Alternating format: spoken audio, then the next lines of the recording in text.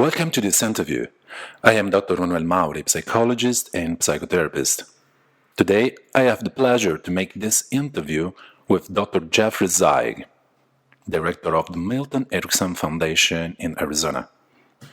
I met him in 2009 in Phoenix during his training in Ericksonian hypnosis, and now in 2017 is coming to Italy to teach some skills about effective communication. So, let's start this interview. Why did you choose hypnosis for helping people? Why specifically hypnosis? I started studying hypnosis in 1972. I was in my graduate program in psychology, and I had a supervisor. The supervisor was an experienced practitioner of hypnosis. He was a psychiatrist. And because he was my supervisor, I asked him if he would teach me. So he invited me to come to his office on a Saturday morning, and as part of the teaching, he would hypnotize me. Well, I thought he was just going to teach me didactically, but as it turned out, he was going to teach me experientially. I was nervous. I was moving my fingers on the arm of the chair, and he suggested to me, watch the way in which you're moving your fingers. Watch the way in which the pattern of movement happens. Watch the way in which the pattern changes. And this was my first introduction to utilization. I found it fascinating. I said, should I read? He said, read Milton Erickson. I said, who? He said, read Milton Erickson. And there was only one book of Erickson's collected papers that was available at that time. Now, there are 100 books about Erickson and his work. And when I started reading Erickson, I became enamored. I became fascinated. He was doing things in psychotherapy that nobody else had conceived. And so hypnosis was a bridge to learning about using experiential methods in psychotherapy. Okay. Thank you so much for the answer. And I know that you do trainings because I first met you in 2009 in Arizona during the Ericksonian training. It was 3 weeks. And so I know that now you are coming in Italy. So I want to ask you, what are you doing here in Italy when you're coming? I know that it's for performance strategies. What kind of training are you giving to the people? It's for performance strategies and life strategies. Yes. It's really two facets of the same organizations. Yes. So lifestrategies.it. And this is a group of people who are coaches, management people, people in the community, and they're interested in effective communication. So I'm doing this program with the renowned Giorgio Nardoni and also with Robert Dilts, who is one of the leading practitioners of neurolinguistic programming. And the idea there is we can all make our communication more effective. We can make message sent, message powerfully received. And so the object of that workshop is to compare the work of different experts and to understand what are some of the underlying commonalities of effective influence communication. So I'm not teaching hypnosis, I'm not teaching psychotherapy. What I'm doing is to take evocative techniques from the practice of hypnosis, from the practice of psychotherapy, them in a way that everyday people can use those techniques when they want to make their message more effective, when they want to have a more resonant empowerment of the ideas that they want to present to someone. That'd be true of a parent who wants to teach the child something about being responsible, or to a management person who wants their team to function more effectively. The essence there is that there's two forms of communication. There's informative communication, and that's what is used in science. You need to communicate clear, concrete, scientific, mathematical information. You use informative communication. There's evocative communication, And evocative communication is used when you want to elicit a change in mood, a change in emotion, a change in perspective, a change in state. Evocative communication is the purview of all art. Art works by virtue of its use of evocative communication. You don't go to the movies, you don't go to the opera, you don't go because you want to have information. You go because you want to change your mood and perspective. So hypnosis is more related to the artistic world in its clinical use than it is related to the scientific world. Hypnosis is a method of evocative communication. You don't use hypnosis to give people information. You use hypnosis to elicit changes in state. So what we're going to do is we're going to make a transformation from the evocative channel of communication to an understanding of art as evocative communication, to a realization that hypnosis is essentially evocative communication, to the practicalities of how do you use evocative communication when you are offering a message that requires a change in state, perception, mood, emotion. Oh, very good, very good. I remember that when I came in 2009, you were teaching something about that. Some tools that actors use to communicate. I remember that you were doing something like that. Is that correct? You were teaching Yes, these that's a tools. different program. Yes, it's a different program. One program is how to be a better therapist, how to be a better coach, how to be a better clinician. Yes. And I have a training program for that that uses techniques that are similar to the way in which actors learn how to be actors. You don't learn to be an actor by giving somebody information. You learn to be an actor in a way that's more similar to how you learn to ride a bicycle. There has to be a felt sense of balance. There has to be a felt sense of what is required in being an actor. Now, so that is somewhat related because those techniques are essentially evocative techniques and they're not informative techniques. You don't give somebody 5 rules and say, follow these 5 rules and you'll be a good actor. But you don't say to somebody, here's 5 rules. If you follow these 5 rules, you'll have faith or you'll have love. Those things have to be communicated in a way that's more evocative than informative. Thank you. That's very clear. I remember another concept to give us was gift wrapping ideas to deliver to the mind of other people.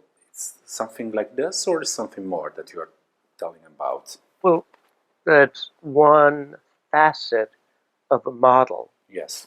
So let's say that Shakespeare wants to say in Romeo and Juliet that Juliet is an incredible person, that she's really warm, she's intelligent, she's beautiful, she's great with other people, she has a capacity to love in a way that's incredibly deep. Well, instead of saying all of those things, what Shakespeare says is Juliet is the sun. Yes. Now, Okay. he gift wraps within a metaphor Mm-hmm. Mm-hmm. all of those facets.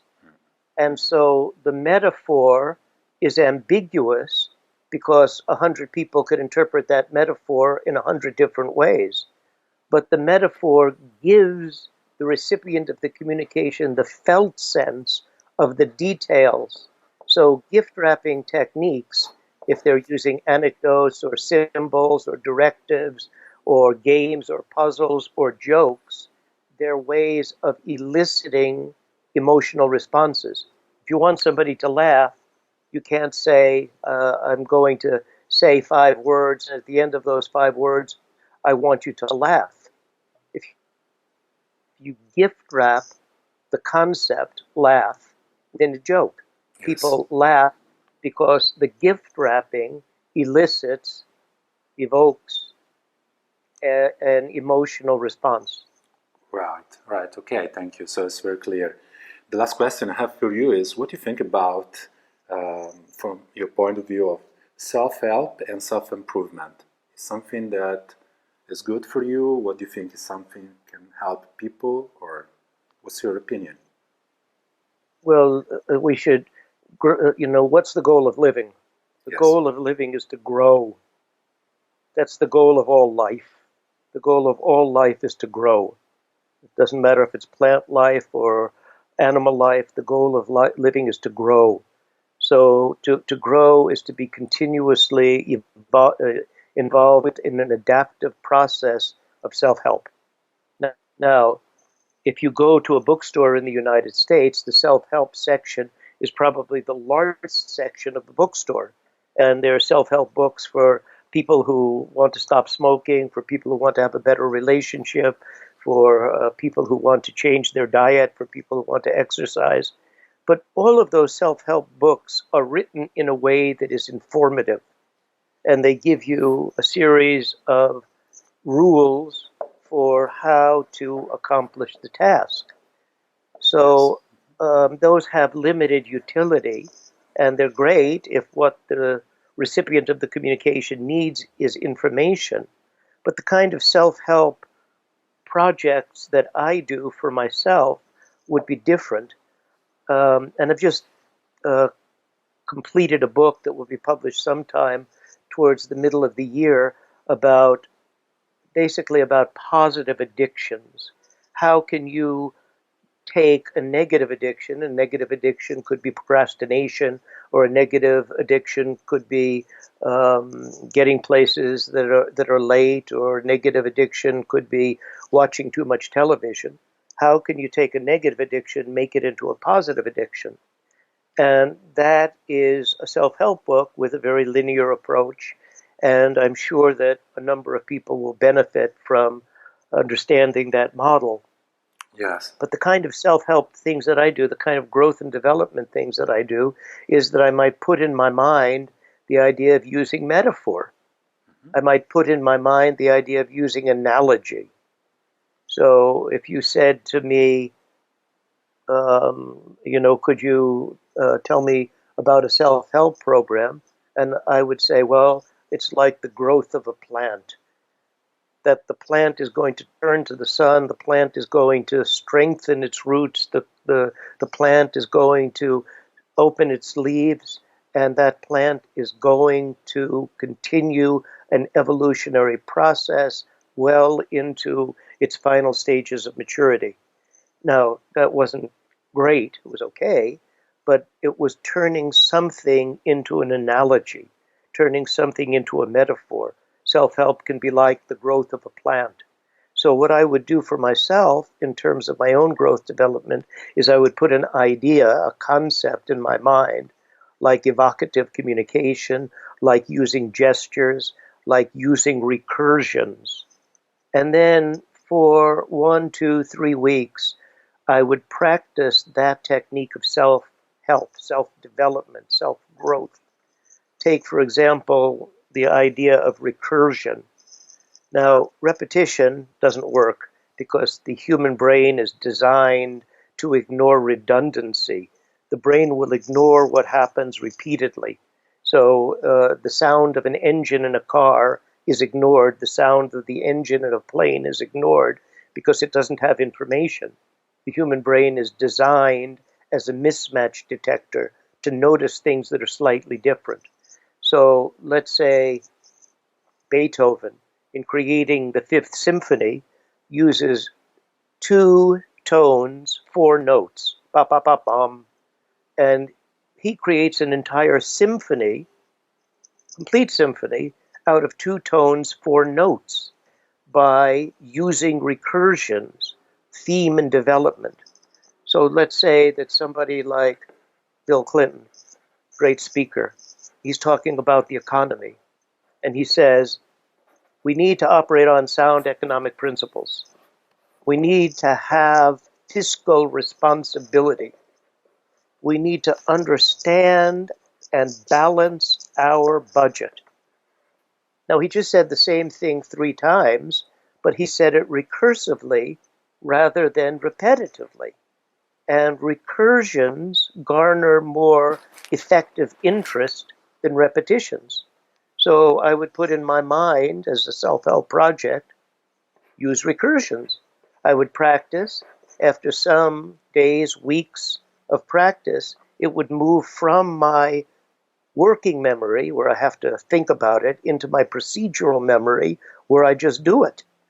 And those are the kind of self-help projects that I engage in. Those are the kind of self-help projects that I invite my students to do. Those are some of the self-help projects that I invite for my clients to do. Not necessarily reading a self-help book that is written in an informative way, but learning. You can't learn to swim on a piano bench. You have to get into the lake to learn to swim. You have to get into the pool to learn to swim. So the self-help projects that I do are more based in giving people evocative tasks that help them to get a conceptual realization and not just another fact. Very good. Conceptual realization is a key point. I think people will love the way you are explaining this concept because it's really, I think it's really effective and it's very, very good stuff. The last question is where people can find information about not only this Italian's event, but your events around the world, where they can find the books, where can they find the trainings, the seminars?